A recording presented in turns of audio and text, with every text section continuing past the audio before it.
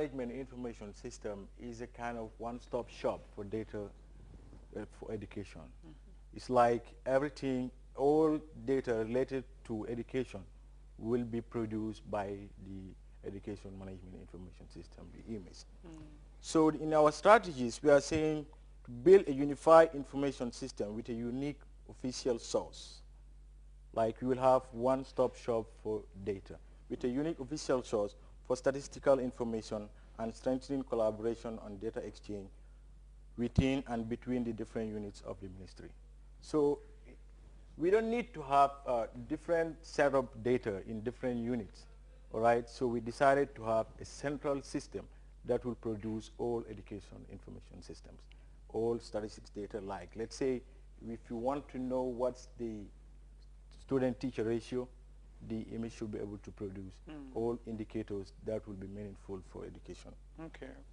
And the second strategy is to strengthen the image decentralization process. Because initially what we have a centralized image system that everything is at the center level. But we want to move away from that, right, toward regional cluster and even school level to develop capacity at the regional levels and even more deeper to the school level. Meaning you'll be having kind of some centers that will be also managing the information that we'll be having with the ministry recruiting people who will be at the regional levels to be responsible for that. Is that what you mean by decentralizing that information system? Yeah, exactly is what I mean, because data is powerful and we always need data for our decision making. So we want to build capacity at the regional level for them also to be able to know the meaning of data, to be able to use data and analyze data and to tell them their way of direction. All right, so that's why we felt that decentralizing image will be very good and will help the ministry to develop capacity at the regional level, even at the school level, because the school is the basis. The school needs the data, all right, because everything comes from the school. So the school management will need to know what the school like. They will need to know the direction in which the school is taking. Either the school is performing good or the school is not performing good. So by capturing some data and making some analysis, it will help the school management to decide on. Okay. All right. Okay. But will the system also provide for a situation where there can be data sharing, maybe among schools, maybe this particular school? Because if it is decentralized, will this decentralized system will also have access to what is happening in other parts, in other regions? Will there be any system like that they can share data as well? Yeah. Thank you. We have started what we call report card, school report card. And not only school report card, we have community report card. All right, in the school report card, it will generate some reports about school, a particular school. And that report card, we will share it with all schools. And again, we have what we call community report card. That will deal with the community. So we felt that the majority of the community cannot read and write. So we designed a report that will contain some smileys and some like some colors and other things for the parents who cannot read and write, at least to use that report to know the performance of their schools. All right, okay. Yeah. All right. So I think I guess that might not be all the strategies that you have in place. But then I would have to cut you short there, sorry, because so that we will be able to hear from the three other people, so that they will also tell us a little bit of the strategies that they have in place. And then with that, we have to go to the Director of Human Resources, Mrs. Fatou Benjai Jallo. You also spoke to us about human resource management, the importance, the significance of that, and then what the policy says about the human resource management. You must have also gotten some strategies in place. So can you tell us some of the strategies? Thank you very much, Jamal. You're right. I guess for human resource management, the strategies are huge. But one thing that I must say is that we have key watchwords, and that is accountability and transparency. Those are our key watchwords, because if you are dealing with people, you have to be accountable for whatever they're doing, and you have to be transparent. However, for human resource development, the first area that I spoke of, we will be touching on training of teachers and other sector staff. We will have long-term training, we will have short-term training, we'll have in-country training, and maybe training of secretaries, etc., to add it to the teachers and the sector staff that we are training.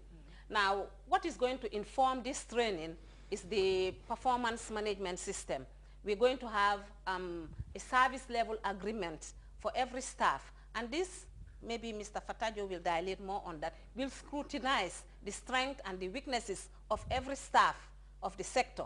And based on the results, then we will know that Jamal needs training in IT, Jamal is weak in this area, Jamal needs to be redeployed to another area, etc. Then when it comes to the management, we are going to put in strategies which would be spelled out in the HR policy. I would not be able to say everything here, but we are going to talk about how to manage our staff in terms of discipline-wise, in terms of motivating them, in terms of other areas, conducive environment, working environment, etc.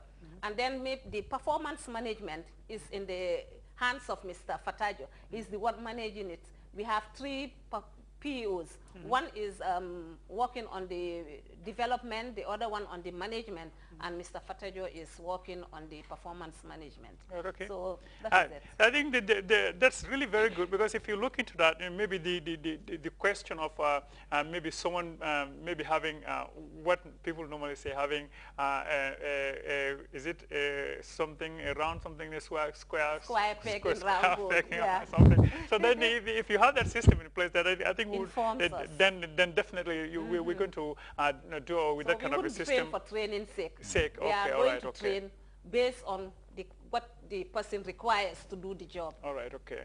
All right. Okay, thank you so very much. I think let's also turn to Mr. Fatajo, yes, because she's been telling us that, okay, right, Mr. Fatajo will dilate on that point. So we want you to really dilate on the areas that she said you're going to dilate on. So, but you have the performance management system. Yes. And then you've spoken to us about the policy statement with regards to that. What are some of the strategies that you also have in place? Yes, I think after the policy, for us to be able to achieve the goals of the policy, we must link it to individual operations. And therefore, we have the strategic plan. Usually we have the strategic plan after the policy, which is followed by the operational plan. That looks at how do we operationalize the strategies that are set in the strategic plan. So we try to link the strategic plan to the directories and individual work plans. So that is the linkages. That linkage is one of the strategies that we would have, linking individuals to the strategic plan through the directorates. Directorate works. What we do usually, we have 3-year rolling plans. Every directorate comes together, we develop the plan for 3 years, and then the following year we update. Annually we update the rolling plan so that it captures not only what you didn't do, but it puts what you didn't do into the next rolling plan. Sort of that's how we are operationalizing it. So individuals would draw. Similarly, as he said, in order to develop individuals, we do what we call competency assessment. We look at the job, we profile all the jobs that we have, positions we have in the ministry, and then we competency assess individuals that are operating on those jobs to see how competent are they to be able to handle the job. So what we usually have is called a competency gap for every individual, and those gaps would dictate what sort of training the individual or development the individual, we usually call it professional development that the individual will need, be it training, coaching, mentoring, and all others. You have a lot of ways that in which you can develop an individual, not mere sending the individual on studies, so that the individual would effectively work on what he's doing done. Mere, what you say, a square peg in round hole. Yeah. Round hole. Okay. Okay. Usually what we do also is, for us to be able to obtain our goals, people must be responsible for the responsibilities given to them. So therefore they sign up to an agreed level of service with their line managers.